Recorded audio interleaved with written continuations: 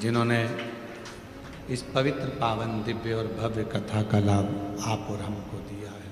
श्रावण का महीना है और ये पवित्र पावन कथा ऑनलाइन श्रवण करने का सौभाग्य मिला है। ये शरीर में जो 5 कर्मेंद्री, 5 ज्ञानेंद्री और एक मन, इन 11 इंद्रियों का जो समावेश इस शरीर के अंदर है, वो संपूर्ण इंद्रियां शिव के भजन के लिए और भगवान की अविरल भक्ति के लिए है। पर परिवार को निभाते हुए, परिवार को साथ लेते हुए, जो मनुष्य की देह में हमें फर्ज मिला है, आपको फर्ज मिला है, उसको निभाते हुए चलो। आप किसी की बहन भी हो तो किसी की बेटी भी हो, आप किसी के भाई भी हो तो किसी के बेटे भी हो, आप धर्म पत्नी भी हैं तो किसी की भाभी भी हैं, तो किसी की ताई हैं, किसी की माता है। उसी तरह आप किसी के भैया भी हैं तो आप किसी के ताऊ भी हैं, तो आप किसी के चाचा भी हैं, काका भी हैं, और किसी के पिता भी हैं। मृत्यु लोक में जन्म लेने के बाद ये हमारा और आपका कर्तव्य हो जाता है कि परिवार को साध कर चलना, परिवार को लेकर चलना और साथ में अपने कर्तव्य को निभाते हुए चलना। क्योंकि जब हम अपने कर्तव्य के साथ में कर्तव्य का क्रम धारण करते हुए आगे बढ़ते हैं और साथ में भगवान की अविरल भक्ति को धारण करते हुए चलते हैं, तो जरूर हमें अपनी मंजिल प्राप्त होती है, अपनी मंजिल जरूर मिलती है। आज का व्यक्ति कर्तव्य से मुख मोड़ लेता और शिव महापुराण की कथा कहती है, भगवान शंकर का चरित्र कहता है, शिव तत्व कहता है कि कर्तव्य से कभी भी अपने मुख को मत मोड़ो। कहीं नौकरी कर रहे हो तो पूर्ण निष्ठा से करिए, भजन भी कर रहे हो तो पूर्ण निष्ठा से एक आनंद के साथ करिए, किसी का भला कर रहे हो तो वो भी पूर्ण निष्ठा से करिए। बेटी बेटा जब पढ़ाई करते हैं, शिक्षा अध्ययन करते हैं, पढ़ने के लिए स्कूल जाते हैं, विद्याध्ययन करते हैं, तो हम उनसे हमेशा कहते हैं कि अपनी शिक्षा को अपना लक्ष्य मानो। कोई नौकरी आप पाना चाहते हैं, कोई सर्विस आप पाना चाहते हैं, तो उसको अपना लक्ष्य बना। पीटी उषा जी से एक बार पूछा गया था बाल्यावस्था में कि किसी मीडिया वाले ने या पत्रकार बंधु ने या सोशल मीडिया पर पूछा कि आप इतने सारे एक साथ में दौड़ते हैं, आप अपनी रेस में आगे आ जाते हैं, कैसे? तो कहा, मैं जिस रेस में दौड़ने के लिए खड़ी होती हूँ, सामने जो रस्सी बंधी होती है, जिसको मुझे छूना है, उसको मैं अपना लक्ष्य बना लेती हूँ। फिर पीटी उषा जी कहती हैं, उस लक्ष्य को पाने के लिए मैं दौड़ पड़ती हूँ। आज व्यक्ति ना जाने कितने कितने लक्ष्य लेकर चल रहा है। एक दुकान अगर उसने मोबाइल की लगाई है और वो दुकान नहीं चली तो उसने कपड़े की खोल ली, कपड़े की दुकान नहीं चली तो उसने कॉस्मेटिक सामान की दुकान खोल ली, कॉस्मेटिक की दुकान नहीं चली तो फिर उसने कोई पार्लर खोल लिया। अपने लक्ष्य को पकड़कर वो व्यक्ति नहीं रखा। अगर वो व्यक्ति एक लक्ष्य बना लेता कि मुझे इसी दुकान से लाभ उठाना है, तो मेरा देव अधिदेव महादेव उसके ऊपर कृपा करना प्रारंभ कर देता और करुणा जरूर देता। हमारा और आपका लक्ष्य एक होना चाहिए। हम लक्ष्य से दूर हट जाते हैं। थोड़ा समय हम सोचते हैं कि ऐसा कर लें, थोड़े समय वैसा कर लें। आप में से भी कई शिव भक्त जो ऑनलाइन कथा श्रवण कर रहे हैं, कई भक्त जो कथा को श्रवण कर रहे हैं, आप और हम में भी कई लोग ऐसे बैठे हैं या टीवी के सामने कथा सुनने बैठे हुए हैं या मोबाइल पर सुन रहे हैं कि थोड़े समय तो हम शिव जी का भजन कर लेते हैं, थोड़े समय हम देवी जी का भजन कर लेते हैं, थोड़े समय हम अन्य देवता का भजन कर लेते हैं, और जब हमारे देवताओं से कार्य नहीं होता तो हम दूसरे धर्म के दूसरे देवताओं के पास चले जाते हैं। क्यों जाना? न्यूज़ आ रही थी, उस न्यूज़ में बताया कि किसी ने एआई से, जो एआई का ज़माना चल रहा है, उस एआई से किसी ने पूछा कि मान लो आप अगर मनुष्य होते, इंसान होते, तो आप कौन सा धर्म अपनाते,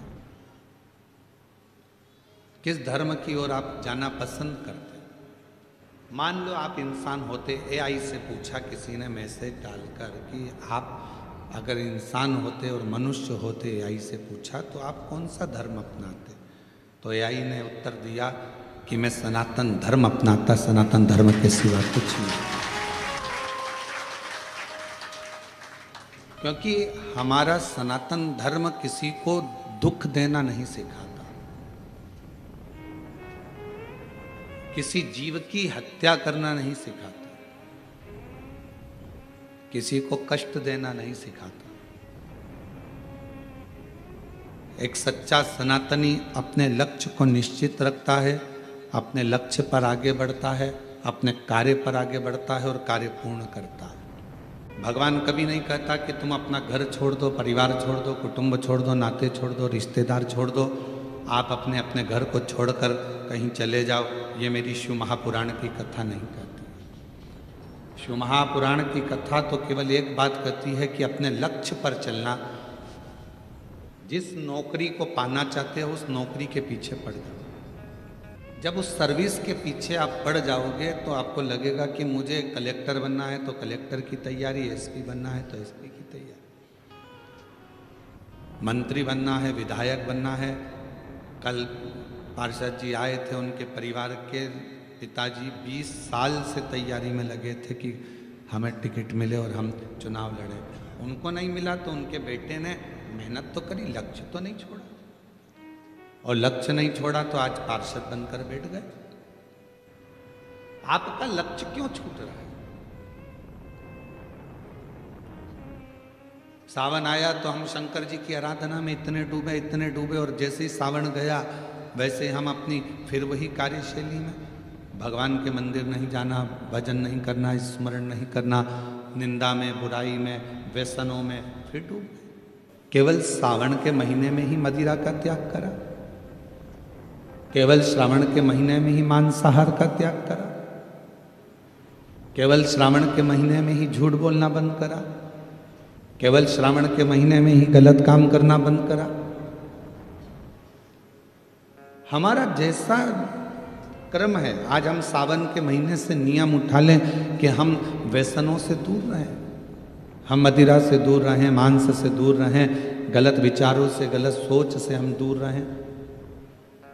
कोई गलत बात लिख रहा है तो उस पर गलत कमेंट्स ना करें, कोई गलत बोल रहा है तो हम उस पर गलत विचार ना करें। घर में आप लोगों का जो घर है, घर के अंदर खिड़की है क्या? जम के तो बोलो, सबके घर में खिड़की है। अच्छा, खिड़की काहे के लिए बनाई है? हवा के लिए, प्रकाश के लिए। आप में से किसी ने भी खिड़की चोर को घर में बुलाने के लिए बनाई क्या? पर चोर खिड़की देखता है आने के लिए। आपने खिड़की बनाई थी प्रकाश के लिए, आपने खिड़की बनाई थी हवा के लिए, और खिड़की आप लोगों ने चोर के लिए या चोट्टे के लिए नहीं बनाई। पर चोर उसी खिड़की में से प्रवेश कर रहा है। दरवाजा मजबूत होता है, खिड़की हल्की होती है, तो उसको तोड़ने में उसको देरी नहीं लगती, उसमें से प्रवेश कर सकता है खिड़की में से। अब आपने खिड़की बनाई प्रकाश के लिए, आपने खिड़की बनाई हवा के लिए, और चोर प्रवेश कर रहा है उसी खिड़की में से। चोर के लिए वो खिड़की थोड़ी ना बनाई गई है, चोट्टे के लिए ऐसी खिड़की का निर्माण तो ना करा गया, ये तो प्रकाश के लिए करा, हवा के लिए करा। उसी तरह भगवान ने ये कान काय के लिए दिया, ये खिड़की काय के लिए बनाई। भगवान ने खिड़की बनाई कि भगवत भजन करना, अच्छी बातें सुनना, अच्छा काम करना, ज्ञान का प्रकाश लेना, अच्छी हवा लेना। पर आप कई लोग इस खिड़की का इतना दुरुपयोग करते हैं कि दिन भर चुगली, गाली, अपशब्द, निंदा सुनने में लगे रहते हैं। मतलब चोट्टे को अंदर प्रवेश करने दे रहे हैं। चोर अंदर जा रहा है, चोर अंदर प्रवेश कर। ये खिड़की परमात्मा ने जो बनाई है, हमारे नेत्र रूपी खिड़की बनाई कि इस झरोके में से झांकना, भगवान के दर्शन करना, परिवार को देखना, कुटुंब को देखना, व्यापार को देखना, सब देखो। तुम्हारा नेत्र केवल, और हम कह भी देंगे कि भगवान के सिवाय कुछ मत देखो, तो आप लोग ऐसा तो मानने वाले नहीं। सब देखिए, ये परिवार, ये नाते, ये रिश्ते, ये कुटुंब, ये कबीले, सबको देखो। नेत्र दिए पर इससे गलत ना देखो, श्रवण दिया गलत ना सुनो, वाणी दी, जिह्वा दी, इसका सदुपयोग करो। कितना लोग हमको गलत गलत बोलता है, तो क्या हम व्यासपीठ से या अपने शब्दों में क्या गलत का प्रयोग करेंगे? नहीं, क्योंकि उनके बोलने में, उनकी परवरिश में और हमारे बोलने में और हमारे माता पिता के संस्कार में जमीन और आसमान का अंतर हो सकता है। जिस पिता ने चने का ठेला लगाकर अपनी औलाद को पाला हो, जिस माँ ने साड़ी में फाल लगाकर दूसरे के घर काम कर कर भोजन बनाकर पाला हो, वो माँ और वो बाप अपने बच्चे को कभी गलत संस्कार नहीं दे सकता, गलत विचार नहीं दे सकता, गलत बोलना नहीं सकता। संस्कार बताएंगे आपके घर के एक आनंद के विषय। आप श्रेष्ठता का जीवन तो जियो।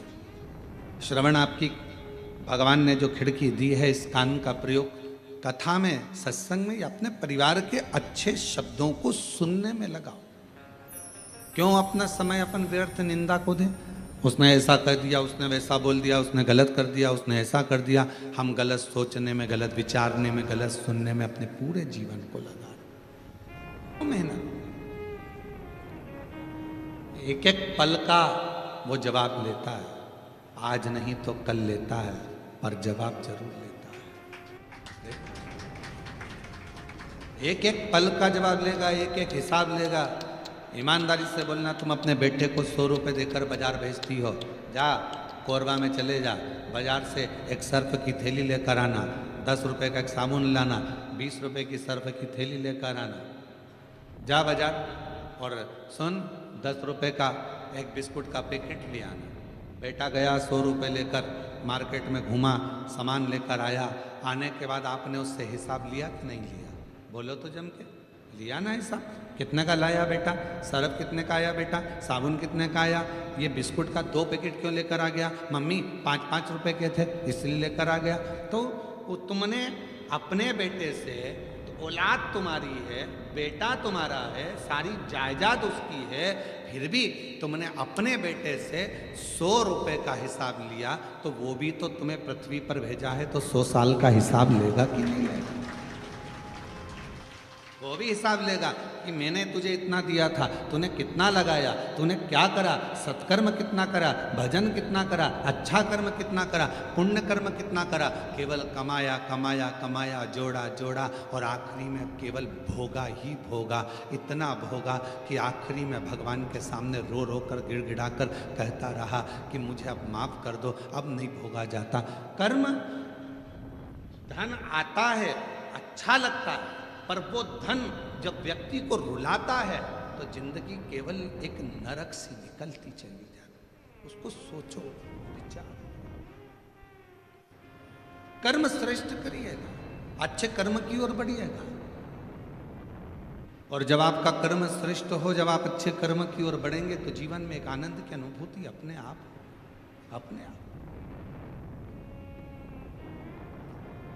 100 साल का हिसाब मेरा परमात्मा जरूर लेगा। 21,600 श्वास जो निकलती है, उसका एक एक हिसाब मेरा परमात्मा लेता है। 3.5 करोड़ रोम छिद्र ये मनुष्य के शरीर में है, वो रोम छिद्र का हिसाब भी लेगा, क्योंकि रोम मिलते काहे के?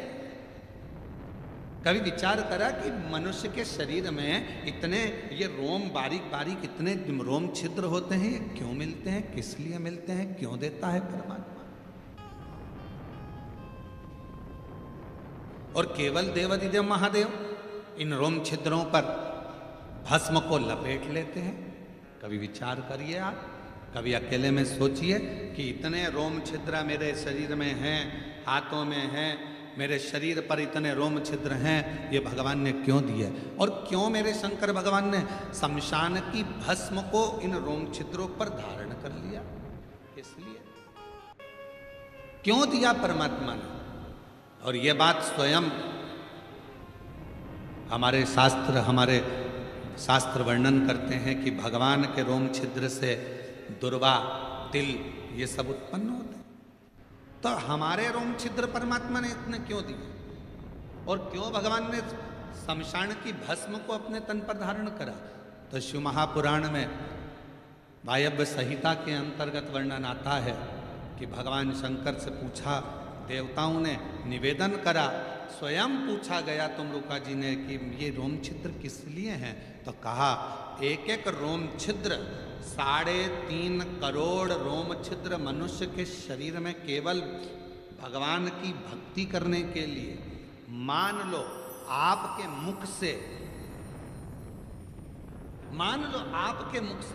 आपके श्रवण से, आपके देखने से, आपके बोलने से, अगर मान लो कभी जिंदगी में मान लो कि तुम्हारे मुख से, श्रवण से, देखने से कोई अच्छा कर्म नहीं हो पाया, और मान लो आप कभी किसी तीर्थ से निकल कर जा रहे थे और उस तीर्थ में भी अगर आपके शरीर का एक रोमा भी गिर गया तो वो तीर्थ में गिरने पर भी वो रोम छिद्र पे पड़ा हुआ रोमा भी आपकी जिंदगी को सवार देता। 3.5 करोड़ रोम छिद्र भगवत भजन के लिए है। 3.5 करोड़ रोम छिद्र का ये शरीर भगवान की अविरल भक्ति के लिए है। कर्म करो, मेहनत करो, परिश्रम करो, परिवार को संभालो, नाते रिश्तों को संभालो, कुटुंब कबीले में रहो, सब कुछ करो। और ऐसा नहीं है कि तुम कमाओगे तो तुमको झूठ नहीं बोलना पड़ेगा, झूठ भी बोलना पड़ेगा तुम्हें। हम अगर बोल भी देंगे कि कमाने में झूठ मत बोलो तो ये हो नहीं सकता। आपको कमाना है, झूठ बोलना पड़ेगा। आपको बच्चों का पेट भरना है, थोड़ा झूठ बोलना पड़ेगा। आपको पत्नी, परिवार, घर गृहस्थी देखना है तो थोड़ा झूठ बोलना पड़ेगा। आपको उस झूठ को बोलना पड़ेगा। हम कह भी देंगे कि मत बोलो तो आप ऐसा नहीं है कि नहीं मानो।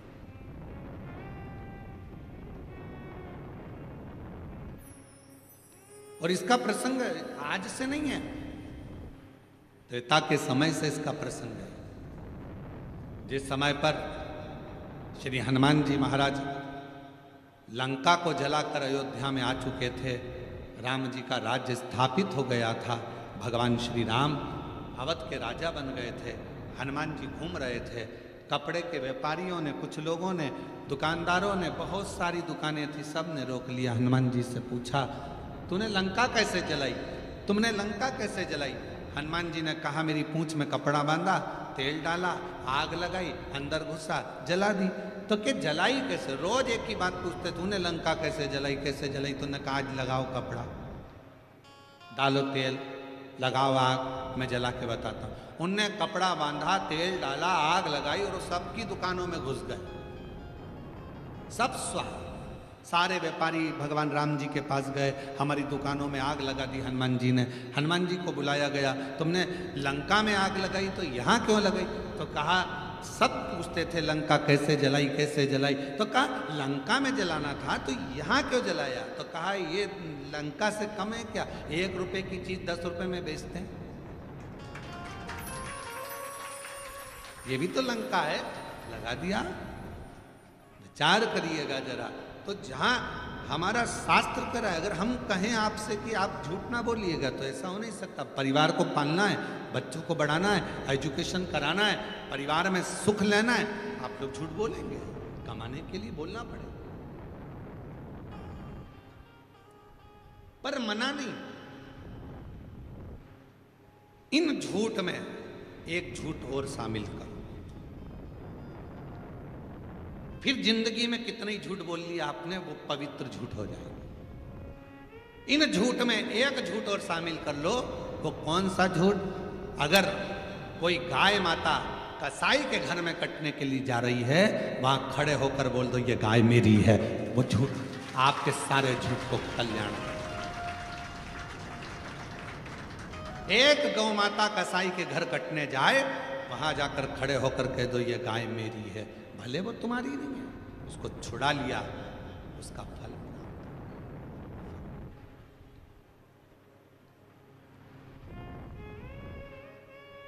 सारे झूठों पर वो झूठ आपकी पवित्रता का धारण करा देगा।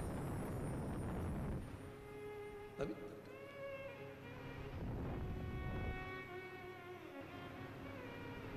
किसी बेटी, अकेली कोई छोटी सी लड़की, अकेली कोई छोटी सी कन्या, कोई बेटी अकेली 10 लोगों के बीच में कहीं पर अंधेरे आदि में कोई ने उसको रोक लिया है और गलत कृत्य करने के लिए उस जगह पर कह दो ये मेरी बेटी है, ये मेरी पुत्री, तो छोड़ो ये मेरी बेटी है। उसके लिए थोड़ा सा संघर्ष।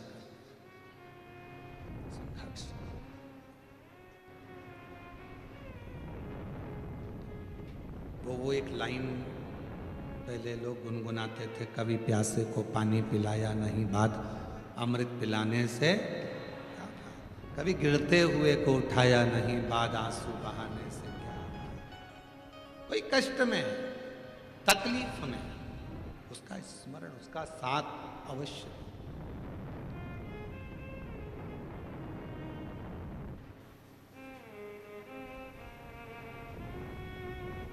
और जब आप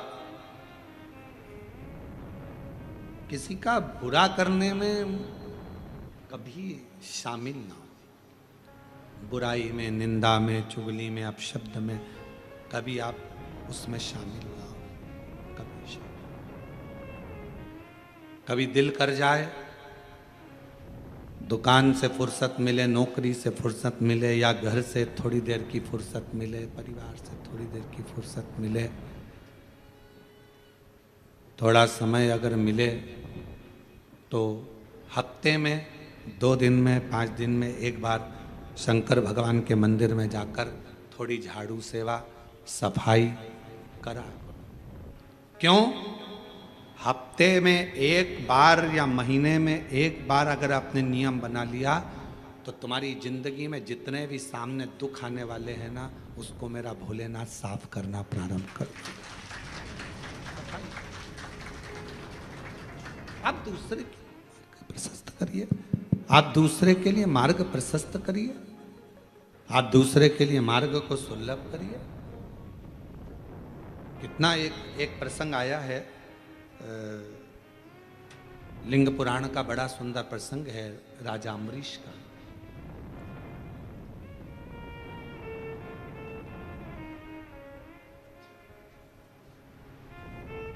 एक राजा अम्बरीश हुए, बड़े अच्छे थे, धर्मात्मा थे, पुण्यात्मा थे, भक्ति में डूबने वाले थे, भजन में डूबने वाले थे, स्मरण करने वाले थे। उनकी एक लड़की थी जिसका नाम था श्रीमती। क्या नाम है? श्रीमती। हमारे यहाँ पूरे भारत की भूमि पर यह शब्द, श्रीमती शब्द, आया भी राजा अम्बरीश की बेटी से ही।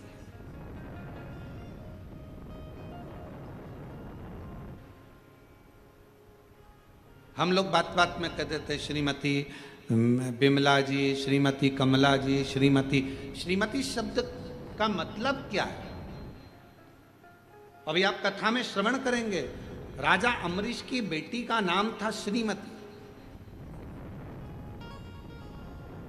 और वह राजा अम्बरीश की पुत्री बड़ी सुंदर थी, बड़ी विद्वान थी, उसके चेहरे का आकर्षण बड़ा था। कारण क्या था कि वो अपने पिता राजा अम्बरीश के बताए हुए मार्ग पर नित्य भगवत स्मरण में डूबी रहती। तो ये नियम है, ब्यूटी पार्लर जाने से ज्यादा सुंदरता व्यक्ति को शंकर जी के मंदिर में जल चढ़ाने से प्राप्त हो जाती है। शिव जी का भजन करना प्रारंभ करो, शंकर भगवान की भक्ति करना प्रारंभ कर दो, और देखो घर की बहू और सास में कितना अंतर होता है। घर की बहू को त्योहार पर मालूम पड़े तुम्हारे यहाँ कोई पर्व है, और कोई पर्व पर, कोई त्यौहार पर, दिवाली है, कोई अच्छा त्यौहार आया है, कोई संक्रांति आई है, कोई रक्षाबंधन आया है, कोई उत्सव आया है, तो बहू तैयार होगी। करवा चौथ आ गई या कोई फंक्शन आ गया तो बहू तैयार हो रही है और सास तैयार हो रही है। तो बहू कहती मम्मी तुम तैयार नहीं हो रही, तो माँ सास कह देती तू तैयार हो ले, मैं तो 2 मिनट में तैयार हो जाऊंगी। और सास और बहू में ये अंतर देखिए, बहू तैयार होने गई, आधा घंटा लग गया, पौन घंटा लग गया, 1 घंटा लग गया, और सास तुरंत फिर आई, बहू मम्मी तुम तैयार नहीं हो रही, बस मैं तो 2 मिनट में हो जाऊंगी, तू तैयार हो जा। और बहू को तैयार होने में 1 घंटा 1.5 घंटा लग गया। सास तुरंत साड़ी बदली, ऊंचे ऊंचाए बाल पे कंघा कर लिया, बक्कल लगा लिया, थोड़ा सा जो भी लगाना करना था लगा के, बिंदी लगा के, और सास जैसे ही पूजन के सामने, पूजन की थाली के पास में आई, बहू का आधा कलेजा जल गया। ये तो मुझसे भी ज्यादा सुंदर दिख रही है, ये तो मुझसे भी ज्यादा सुंदर दिख रही है। उसका कारण क्या है? ये चमक, ये दमक, फुलवन में महक, सब कुछ सरकार तुम ही से है। सास भगवान की भक्ति इतनी करती है, भजन इतना करती है, स्मरण इतना करती है कि उसको पार्लर जाने की जरूरत नहीं पड़ती, उसकी नेचुरल सुंदरता उसके सामने प्रकट हो जाती है। शिव के प्रकाश से वो प्रकाशित हो जाती है, भगवान के प्रकाश से वो प्रकाशित हो रही। कोई बेटी है, कोई माता है, कोई भाई है, कोई नवयुवक बेटे हैं। नवयुवक बेटों को से भी कहूंगा मैं, लड़कों से बेटी है, तुम नवयुवक बेटे देखिए, उन बेटों को देखना जो कभी मंदिर नहीं जाते, और उन बेटों को देखना जो गले में रुद्राक्ष की माला धारण करते हैं, मस्तक पर तिलक लगा लेते हैं, और भगवान का हाथ में कलेवा या रुद्राक्ष की माला धारण कर लेते हैं, और भगवान की भक्ति में जो रमे रहते हैं, उनका चेहरे का तेज आपको बता देगा कि ये कोई सनातनी पुत्र है। चेहरे का तेज बताएगा कि इसमें सनातन भाव कितना। भगवत भजन का स्मरण, भले कुछ भी हो, वो भगवान का नाम लेता नहीं लेता, पर तन पर रुद्राक्ष तो पहना। शिव महापुराण के वायव्य संहिता के अंतर्गत, उमा खंड के अंतर्गत, शिव महापुराण के कौमार खंड के अंतर्गत सब में एक बात मिलती है, अगर मनुष्य भगवान का भजन भी ना करता हो, मंदिर तक भी ना जाता हो, स्मरण भी ना करता हो, शिव नाम मुख से निकलता भी नहीं हो, तो भी उसके शरीर पर अगर रुद्राक्ष पड़ा है तो समझ लेना उस पर शंकर की दृष्टि पड़ी, शिव की दृष्टि, क्योंकि उसका रुद्राक्ष पड़ा है।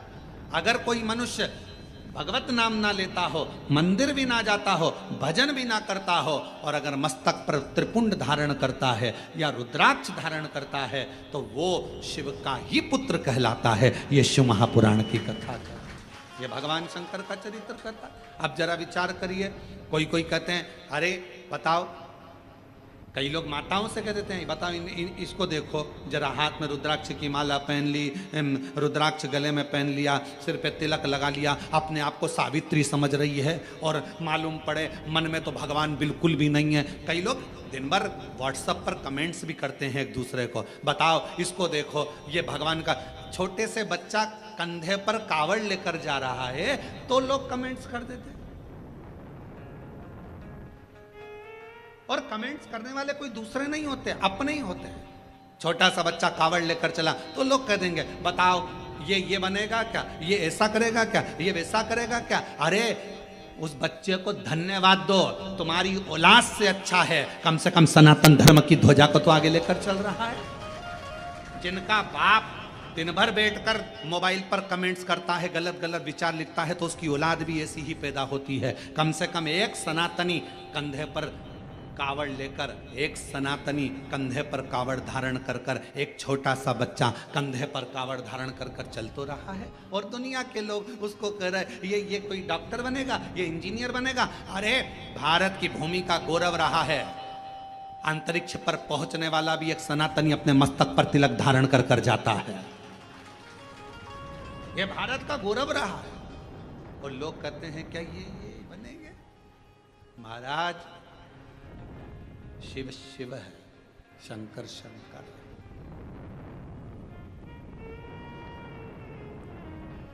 उस बच्चों को देखकर जो भगवत भजन कर रहे हैं, कई कई लड़के, कई बेटे रुद्राक्ष धारण करते हैं, माला पहनते हैं, कई लोग तिलक लगाते हैं, कई लोग त्रिपुंड लगाते हैं, कई लोग जटा धारण कर लेते हैं।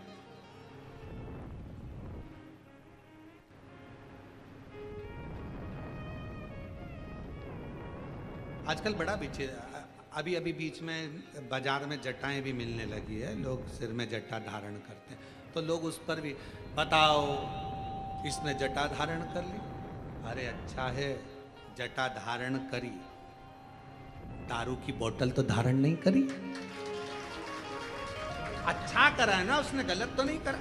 त्रिपुंड लगाया, गलत तो नहीं करा। भगवा वस्त्र धारण करे, गलत तो नहीं करा। प्रेरणा ही दे रहा है ना वो लड़का। अगर कोई बेटी अपने भगवा वस्त्र धारण करती है, मस्तक पर तिलक लगा लेती है, चंदन धारण कर ली, तो उसने गलत क्या करा? कोई गलत तो नहीं करा। केवल पांव खींचना, केवल गलत शब्द कहना, केवल अपशब्द कहना। और मेरा बेटा बेटियों से निवेदन है, आपको कॉलेज से फुर्सत नहीं मिलती, आपको स्कूल से फुर्सत नहीं मिलती, आपको सर्विस से फुर्सत नहीं मिलती, आपको नौकरी से फुर्सत नहीं मिलती, टेंशन मत लो। आप अगर मस्तक पर चंदन, तिलक, भस्म कुछ भी धारण करते हो और अपने गले में अगर रुद्राक्ष धारण करते हो, आप मंदिर नहीं भी गए, शिव नाम नहीं भी लिया, तो भी मेरे शंकर के बेटे ही कहलाओगे, बेटी ही कहलाओगे। पुत्र और पुत्री ही कहलाओगे। आप शिव के बेटे ही कहलाओगे, शिव की दृष्टि रहेगी।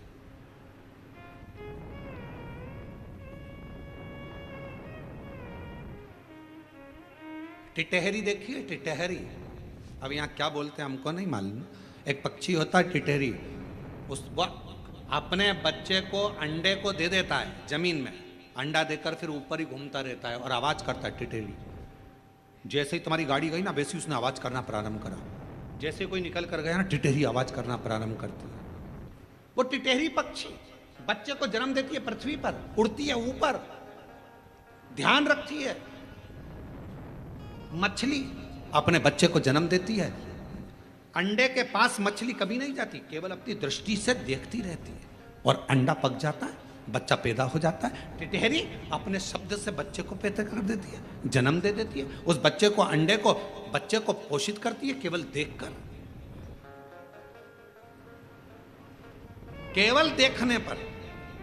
और शिव महापुराण की कथा कहती है, आपके गले में अगर रुद्राक्ष पड़ा है, मस्तक पर यदि तिलक लगा है, तो मेरा शंकर भगवान भी आपको देख देख कर, जैसे टिटहरी अपने बच्चे को अच्छा कर देती है, मछली देखकर अपने बच्चे को अच्छा कर देती है, मेरा शंकर भगवान आपके गले में रुद्राक्ष है, मस्तक पर तिलक है। मेरी बेटा बेटियां, जितनी मेरी जीजियां, जितने मेरे जीजा, कोई तुमसे कहे महिला को रुद्राक्ष नहीं पहनना चाहिए, उससे पूछ लेना कहाँ लिखा। कोई तुमसे कहे महिला को शंकर की आराधना नहीं करना चाहिए, उससे पूछ लेना कहाँ लिखा। क्योंकि शिव महापुराण में एक एक चीज लिखी है कि माता हो, मनुष्य हो, गंधर्व हो, किन्नर हो, अप्सरा हो, गंधर्व हो, चाहे पशु हो, पक्षी हो, नाग हो, कोई भी हो, पितर हो, सबको शंकर भगवान के पूजन का अधिकार भगवान शंकर ने दिया है।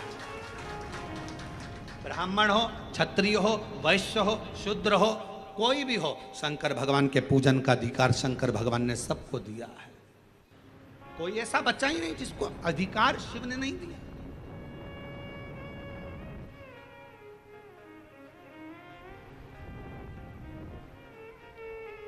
शिव पूजन का अधिकार सबको है, शंकर की भक्ति करने। इसीलिए 23 जुलाई को जो भगवान शंकर का ऑनलाइन पूजन होगा शाम को 7 बजे से 8 बजे तक, सबको अधिकार है, सब अपनी पूजन करें, सब भगवत भजन करें, सब भगवत नाम में डूबें। 1 घंटा शाम को 7 बजे से 8 बजे तक अपने पार्थिव शिवलिंग का निर्माण कर कर भगवान की अविरल भक्ति को धारण करो कि मेरे घर में मेरा कुबेरेश्वर महादेव आया है, मेरा शिव आएगा।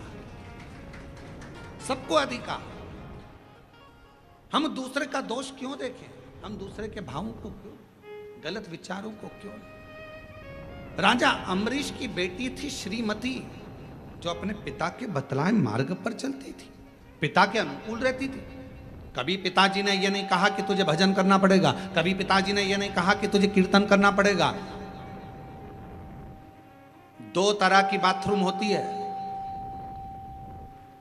जो बाथरूम बनती है जिसमें अपन लोग स्नान करते हैं, 2 तरह की होती है। वॉशरूम 2 तरह का होता है। एक वॉशरूम में नहाते से ही पानी पूरा की पूरा नाली में चला जाता है, और दूसरी वॉशरूम ऐसी रहती है उसमें नहाने के बाद पानी भरा जाता है। भराने के बाद उसको वाइपर से निकालो, झाड़ू से निकालो, झाड़ो, तब जाकर झाड़ झाड़ झाड़ झाड़ तब जाकर वो पाइप में जाता है, तब जाकर वो पानी बाहर निकलता। बोलो सही है कि गलत है? एक वॉशरूम बनी जिसमें नहाते से ही पानी गटर में चले गया, नाली में चले गया, पाइप में चले गया। और दूसरी वॉशरूम जिसमें से पाइप में, और ऐसा नहीं कईयों के घर में होगी, रोज नहाने के बाद झाड़ू से निकालना पड़ता है, पानी को निकालना पड़ता है। अब 2 तरह की वॉशरूम बनी है, एक का पानी अपने आप जा रहा है और एक का पानी झाड़ू से झाड़ कर ले जाना पड़ रहा है। उसी तरह 2 तरह के मनुष्य होते हैं। एक जन्म लेने के बाद उसका मन भगवान की भक्ति में लग जाता है, और दूसरा मनुष्य ऐसा होता है जिसको झाड़ झाड़ कर ले जाना, चलो तो कथा में, चलो तो मंदिर, चलो तो भजन में, चलो तो झाड़ झाड़ कर ले जाना पड़ता है।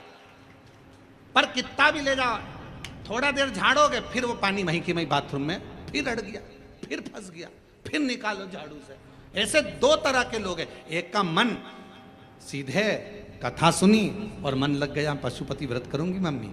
एक का मन लग गया मैं मंदिर जाना चालू करूंगा, मुझे मंदिर जाना है, मन लग गया शिव जी का श्रृंगार करूंगा। एक का मन अपने आप लग जाता है और दूसरे का मन लगाना पड़ता है, चल चल चल चल। समझ लेना बाथरूम का पाइप गड़बड़ नहीं है, पाइप तो अच्छा है पर ढाल ठीक नहीं है। ये जब पैदा हुआ ना, इसका ढाल ठीक नहीं है, ये ढाल गड़बड़ हो गया, संस्कार नहीं मिल पाए श्रेष्ठ, इसका ढाल ठीक जाने।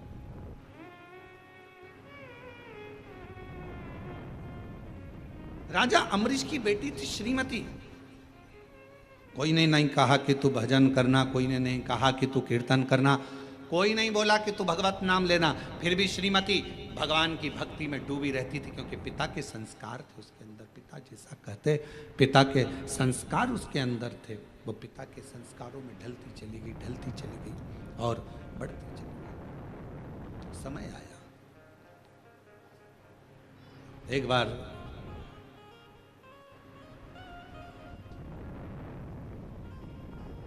देवऋषि नारद और देवऋषि नारद के भांजे पर्वत मुनि दोनों भ्रमण करते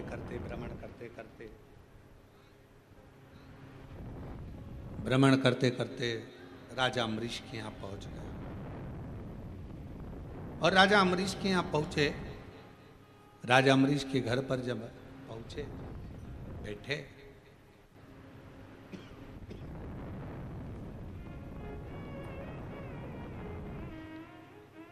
थोड़ी देर बाद राजा अम्बरीश की बेटी श्रीमती सामने से निकल कर गई।